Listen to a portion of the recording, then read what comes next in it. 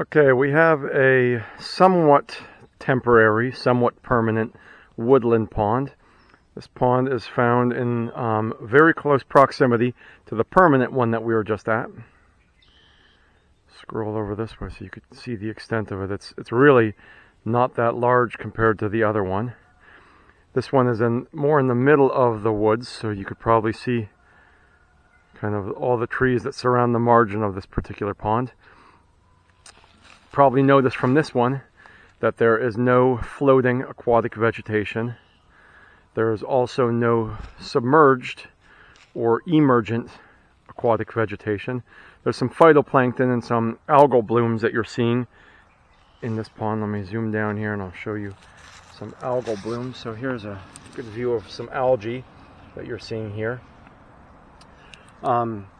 So the reason that this pond is structurally different than the other one is because every once in a while it dries out. This is not a permanent pond.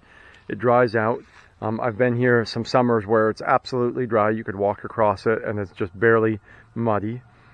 Because of that, the aquatic community differs significantly here, from phytoplankton to floating vegetation to invertebrates and to vertebrates.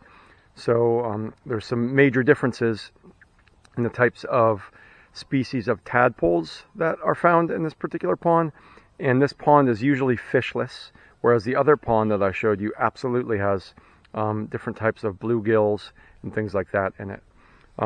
This pond is not nearly as mucky, so I could walk out quite a bit in this pond, as I'm doing now, and it's tough for you to see, but I'm not sinking nearly as much. I'm really standing on the bottom of this pond, and it's because the substrate is fundamentally different. It doesn't go through constant aquatic decomposition because it dries out. So during parts of the year, you're actually walking on a forested area. So the substrate is very different.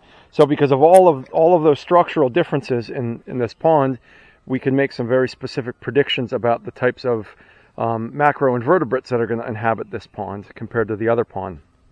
And in fact, that's going to be some of the data that you'll explore and look at, is kind of comparing some of the biotic and abiotic properties of this pond to a very, very permanent pond.